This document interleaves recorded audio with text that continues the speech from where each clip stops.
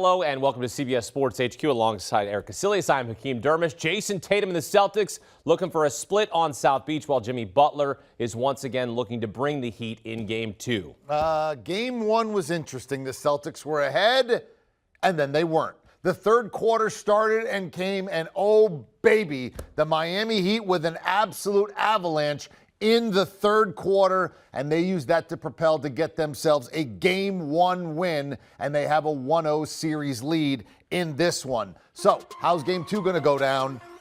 Well, Jimmy Butler says, maybe I'll get another 41.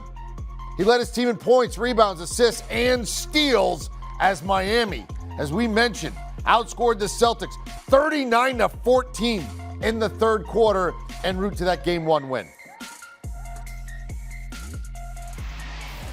All right, let's get Kenny White in the mix and find out what's what. Celtics in Miami for Game 2. This is a line that's fluctuated because we now have a little bit more certainty on who's going to play, right? In the Game 1, Celtics, no Al Horford, no Marcus Smart. He's a Defensive Player of the Year.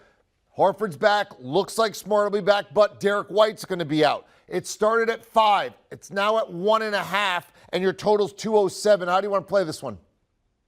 Yeah, you can. You know, a loss is a loss, whether it's 1 point or 20 points or 50 points. It's a loss. So, you know, these guys are professionals. The Celtics will bounce back. They have to make adjustments. Where do they have to make adjustments? Defensively, they got to shut down Jimmy Butler. So Horford coming back is a big plus for this team. Getting Robert Williams back last game was a big plus.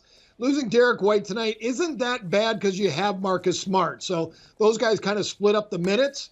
So I don't really have that big of a drop-off tonight. I think the Celtics are pretty much at full strength. So I think this game is about defense, and it's about pace. These are two of the top 5 defensive teams in the NBA, and they're both in the bottom 8 in pace. The Miami, number 28, they played 95 possessions a game. Now, Game 1 was 95 possessions, and it was a very high-scoring game, but it got out of hand. So a lot of those possessions at the end of the game were a lot quicker than they normally will be. I think this game's going to be a tighter game. It's going to be a very tough battle between both sides. So it's going to be less possessions tonight. I'm going to go under 90 possessions and under 207 points. All right, so under is the play for Kenny there. Let's turn our attention to the prop market. Start with your Celtics prop.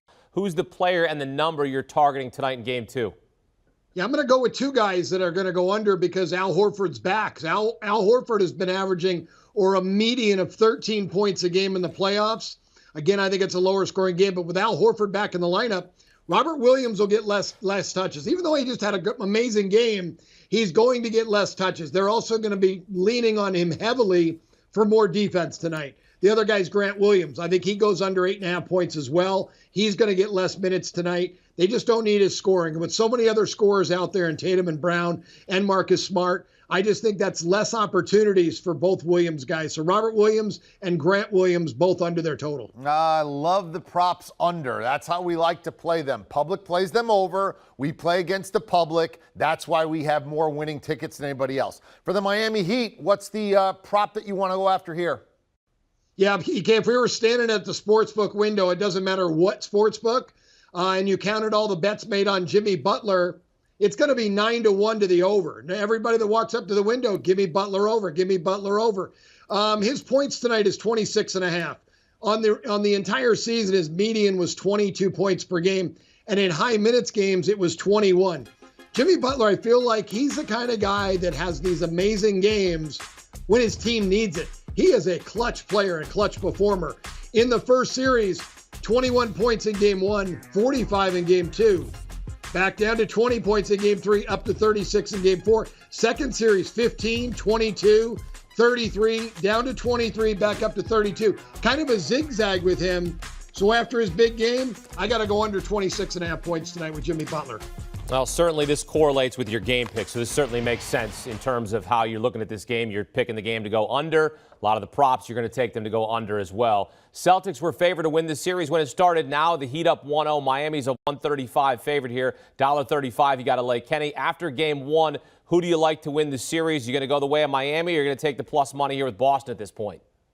No, I bet the Heat to start the series at plus money, plus 155, knowing that the Celtics were coming off a grinding 7-game series versus the Bucks. They weren't going to have Al Horford. Also, Robert Williams was questionable. Miami was sitting at home rested. Now you got to go zigzag theory. I think the Celtics get the game tonight. I think they're the better basketball team. They'll make the adjustments they need to make. This is probably a series that's going to go down to the wire. So I hedged a little bit. I thought the only value here is I did take a little bit of Boston Celtics. So I put myself in a pretty good situation. I can't lose in this series. If Miami wins it, I win decent. Nice. Nice. That's why we do it. We put you in a position where you can say the words, I can't lose on this series, even though they've only played one game. This is a great lesson, Kenny, that Tim taught me too, right? The middle. And this is another lesson here in trying to find the middle in a series where the price gets updated and it's going the other way for Boston in terms of plus money. So there you go. Kenny White, knowledge in your mind, money in your pocket.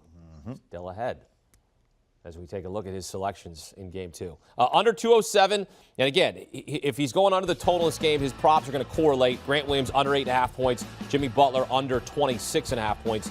It's going to be tough, though. Jimmy Butler coming off that big 40-point game in Game 1. Will he duplicate? Kenny says, I do not think so. And perhaps we've got an even series heading back to Boston.